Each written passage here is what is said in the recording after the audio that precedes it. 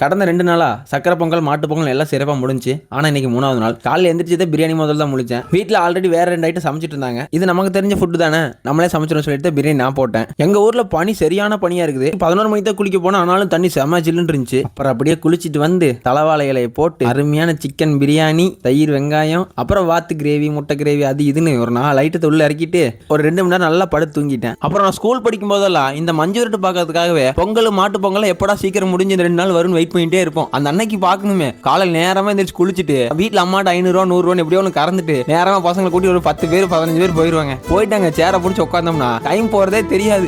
உட்காந்து வேடிக்கை பார்த்துட்டே இருப்போம். இப்படியே சின்ன பையன்லேருந்து வேடிக்கை பார்த்துட்டே இருந்த நாங்க எப்போ காலேஜ் வந்தோம், நாங்களே எங்க பேரை கொடுத்து கிரவுண்டுக்குள்ள போய் விளையாட ஆரம்பிச்சிட்டோம். அந்த ஃபீலிங்லாம் சொல்லவே முடியாதுங்க. நமக்கு மாடை பிடிக்கிற மேலே அவங்க கை தட்டும் போது அப்படியே தேனா பாய் காதுல. ஆனா இப்போ கடமைங்கிற ஒரு கிரீட்டை தூக்கி அழகா தலையில வச்சு விட்டாங்க. இதை இறக்கி வைக்க முடியல, இதோட போய் விளையாடவும் முடியல. வெளியில இன்னும் வேடிக்கை தான் பார்க்க முடியுது.